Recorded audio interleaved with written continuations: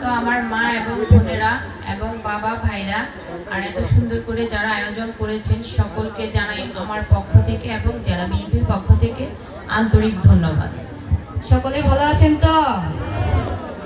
ভালো আছেন? আরো জোরে বলতে হবে। আমরা কি দুপুরে খাই নাই? দুপুরে খাওয়া হয়েছিল?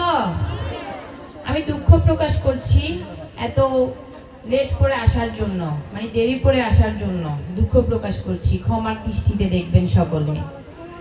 আমাদের ওয়াদুদ ভুঁইয়া 1 থেকে 6 কি করেছে সব তো আপনারা ওনাদের মুখেই শুনেছেন, অতএব আপনাদের মা এবং দাদিরাও জানে, হয়তো তরুণরা জানে না, আপনারা বলেন নাই বা শুনে নাই।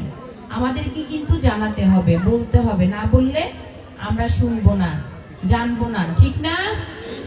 বলতে হবে না যে 1 থেকে 6 ওয়াদুদ ভুঁইয়া কি করেছে আর 17 বছর আওয়ামী লীগ কি করেছে। এগুলো তো পিছনের কথা বলতেও রাগ লাগে, খারাপ লাগে। আসলে কত মানুষ বিরক্ত হয়ে যাচ্ছে শুনতে শুনতে, না বললেও নাই। আপনারা যদি না বুঝেন, না বুঝাতে পারি যে ওয়াদুদ ভুঁইয়ার অবদান কি, আওয়ামী লীগের কি, এটা তো আমাদের বুঝতে হবে, ঠিক না?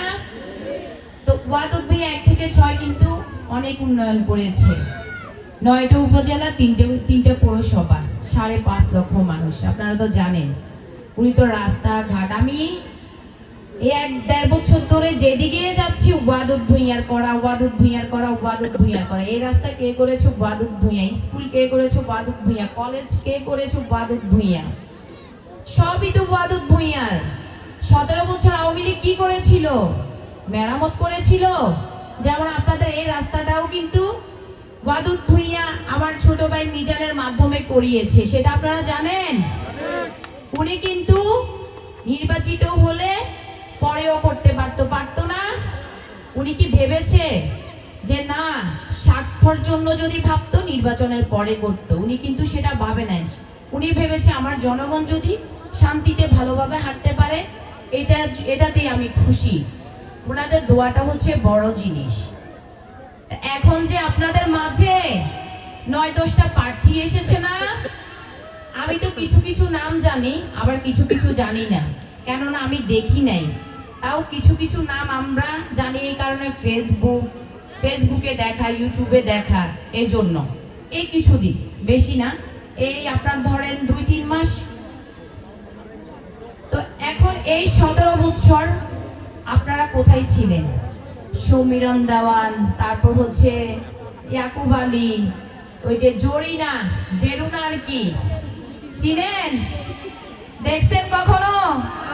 কোথায় ছিল 17 বছর? বিএনপির মতো লড়ে যেত। এতই যদি সুযোগ সুবিধা পাওয়ার টাইমে আপনারা আসতে ইচ্ছে হয়েছে, 17 বছর এই বিএনপির নেত্রীদের মতো, নেতাদের মতো, ওয়াদুদ ভুঁইয়ার মতো লড়ে যেতেন। কেন করলেন না?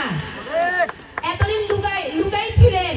মামলা হামলা, মারধর, এই যে বাড়ি ভাঙচুর হয়েছে না আপনাদের বাপ ভাই বোনদের সবার হয়েছে না? আপনাদের হয়েছে না?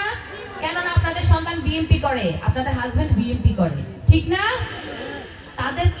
তাদের কোনো বাড়িঘর ভাঙচুর হয়েছিল? তারা শো হয়েছিল? কোথায় ছিলেন এই 17 বছর? এখন খুব ইচ্ছে হয়েছে যে আপনাদের প্রার্থী হওয়ার। ইয়াকুব আলী 10 দিন আগে কি বলে জানেন? বলে যে আমরা তো এমপি ছিলাম না, আমরা কিভাবে জনগণের সেবা করব। ওয়াদুদ ভুঁইয়া ছিল 1 থেকে 6, সেজন্য ওয়াদুদ ভুঁইয়া করেছে, আর আওয়ামী লীগ তো করে নাই, সেটা আপনারা জানেন। 1 থেকে 6 ওয়াদুদ ভুঁইয়া করেছে, ঠিক আছে, উনি এমপি ছিল।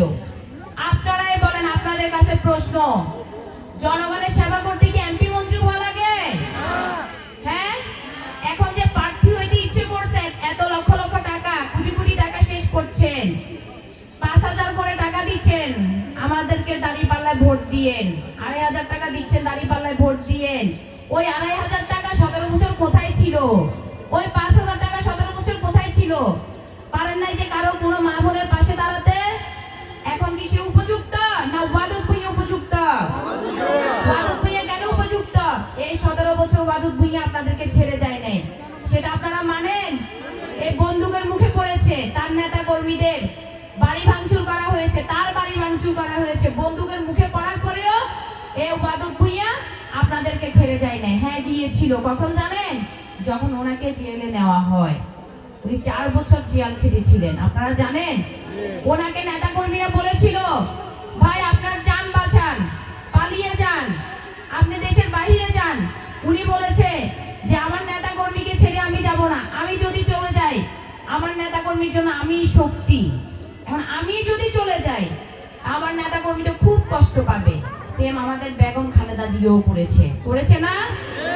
তাদের দোসরদের আপনারা দেখেন আর আমাদের বিএনপি দেখেন, দোসররা 17 বছর কি করেছিল আর এই 17 বছর বিএনপি কি করেছিল।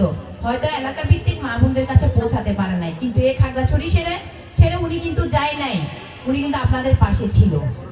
উনি জানতো আমি হাত বাড়ালে আমার মিছিল মিটিং এ আমার নেতা কর্মীরা গিয়ে পৌঁছাবে, আমার নেত্রীরা পৌঁছাবে, ঠিক না? গিয়েছিলেন না আপনারা? ওইটা ভেবে উনি সবসময় জানে যে ওনার জনগণই ওনার শক্তি।